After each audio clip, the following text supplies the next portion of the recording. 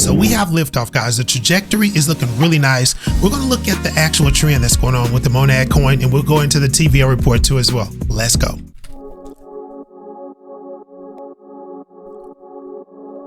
Welcome to the Altcoin Hour, your weekly alpha. Yeah, we breaking down the charts, flipping bags, playing smart, from the dips to the moon shots, connecting all the dots. Let's get it. Altcoin Hour. Yeah, it's looking real nice. Looking real nice. Hope you guys are doing very well. Welcome to the show. So what we have here is some pretty decent consolidation in Bitcoin, and we'll briefly go to Bitcoin. You probably did see it go over 90K. So, hand clap for that. We need a 90K Bitcoin. Nice little consolidation that we see here, within the hour, pretty decent, but we're not here to talk about Bitcoin. Let's go ahead and move to this chart. This is a Monad chart. We're looking at 2 cents, guys, now up 14% within a 24-hour period. So we're seeing some very robust movement. You guys already probably see this chart. You can see the trend line, and you can see this robust movement when it comes to buys and sells as well. Now, you do have your selling. This is pretty healthy when you're looking at this type of trajectory going upward. But as you can see, within the last couple of hours, it's been pretty robust when it comes to buyership. And it's because TVL is growing. We're early in 2026, and we're definitely going to go to the TVL report here in a little bit because I want to show you some subcategories, some earnings and things of that nature, because it is globally, and I'm talking within the Monad ecosystem, that TVL did bump robustly, but there's some subcategories, some sub projects that are exclusive, like Curvance. I want to take a little snapshot of it, and I want to show you guys something because when it comes to growth, it's happening pretty quickly, and I think it's because of the way they built this. They actually layered a lot of decentralized applications that had substance, that had intrinsic value when it comes to decentralized finance. When those RWAs start rolling, they're going to be ready for it, especially when it comes to payments. I always say that. But look at this trend line.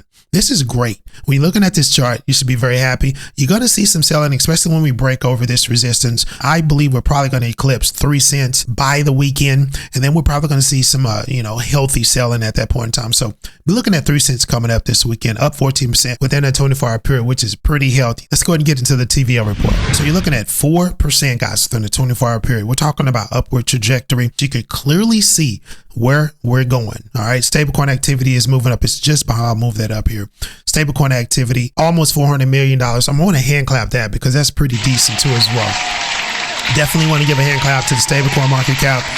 That is within the 7-day period is pretty decent, guys. Now going into 2026, I think as we are steamrolling into 2026 with this ecosystem, I think that is going to grow. And I'm talking stablecoin market cap activity, fees. This chain is making money, guys. It's not dead like a lot of people are saying on X. Now, I want to dive deep into these actual exclusives. Now, Curvance, I always talk about Curvance, which is a lending platform, this is going to be big going into the next 5 years, especially when you get the market structure bill, especially when we get, all that crypto language moving through Congress, getting to Donald Trump's actual desk so we can sign it.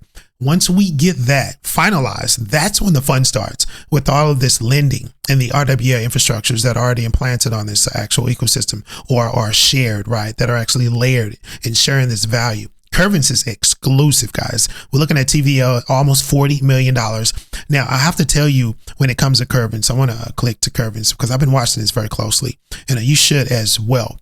Be mindful of what's going on with this because this is where it's at going forward. We're going to see a merge of DeFi and banking going into the next 4 years, post language. I think platforms of this nature, and this is actually exclusive to the Monad ecosystem, they're going to flourish. They're going to balloon and blossom up to massive TVLs going forward. This one is very, very, very cool. Keep an eye out on this because borrowing and lending is always going to be king when it comes to DeFi and banking, essentially. And the banks want this to be merged. They want this to be plugged in. And once we get there, it's going to be fantastic. Now, Mu Digital up across the board when it comes to TVL as well, 16%. When it comes to this 1 month change on this situation. And this is an RWA infrastructure right here. And it's exclusive to the Monad infrastructure. $13 million locked right now. And most importantly, when it comes to RWAs, there is a lending factor. You have 6.17% APY when it comes to yield coming off this particular platform. So when I say you're early with this, and especially if you're looking to partake in platforms of this nature, be looking for this, man, because this is percolating. Again, exclusive situation. You have SH Monad too as well, an exclusive situation, up 40% within the last 7 days, guys. So we're going into 2026 very strong with a monad. This is a very, very interesting situation. You also have DEXs too that are exclusive to this chain as well, this ecosystem, that are doing fantastic. This one in particular, Capricorn, is up 121% when it comes to TVL. DEX volume is up as well. This is strong. This is going to be a strong situation. This is a DEX, very, very new, and it's exclusive to the monad chain. Again, infrastructurally, this thing is built for not only payments and decentralized, finance activity, but lending, derivatives. I'm seeing some yield aggregation going on here as well. Capital allocators, launch pads as well. NAD.fund is a fantastic as well. You have some cross-chain bridging going on as well. Liquid restaking, lending again. It's here, guys. Everything is here. And you're going to have some RWA lending as well, which is going to be huge. So let's go ahead and end it with this chart outlook. Again, it's holding very, very steadily, 13% up within the 24-hour period, 2 cents. All right. So I think we're going to hit 3 cents this weekend.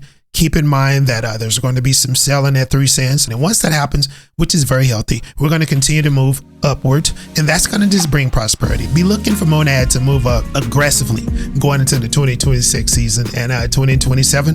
Let's see if we can get there and we can make some milestones there as well. But let's take care of 2026 right now. Let me know what you think about the report. And if you want some exclusive reports on these sub projects within the ecosystem, tell me which ones you want me to review and dive into, and then we'll get into that. All right. Have a good one.